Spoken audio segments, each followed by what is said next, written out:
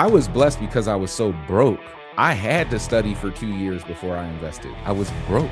I was eating off the freaking dollar menu, trying to figure it out. Here's the thing. Knowledge is more important than money in real estate. Money finds knowledge. Money finds deals. So if you just get good at finding deals, learning markets, like I've taught people this business, you could go to your local sheriff sale, your local property auction, and just learn the auction. Even if you know nothing, just go talk to people, read about it, watch the little free webinar trainings on it that they have on the public sites. And you can learn as much as anybody realistically about the auction. And then that knowledge of how to just go and bid is of value to an out of state investor, potentially, depending on the opportunities there. So you need only learn how to navigate the opportunities. And you could start a business, that type of business. If all you did was bid for people at the auction, you could probably make 100K a year doing that. Even if in your first year you only made 30K.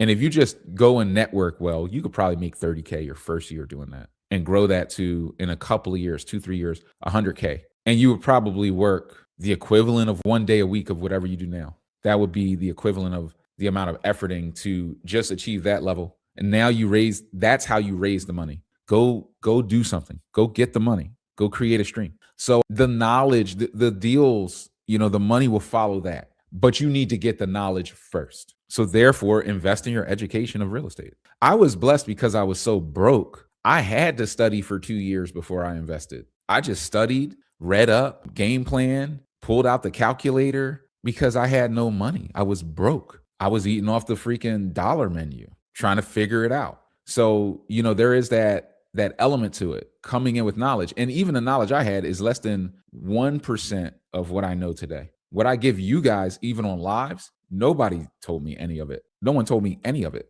But you can still be successful just studying, kind of learning, putting in the time.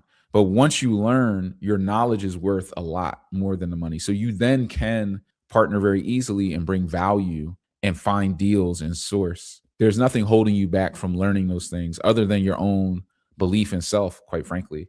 Not believing maybe that you can do it or not wanting to allocate the time to be able to do it. But then there's things like Done For You. There are ways to get tapped in anyway, because a lot of us just don't have time. That's the reality of it. There's only so much, 24 hours in a day, so much going on, chasing your kids around, aging parents, and the day's gone, So I get it. You don't want real estate to become a second full-time job, but partnering does work.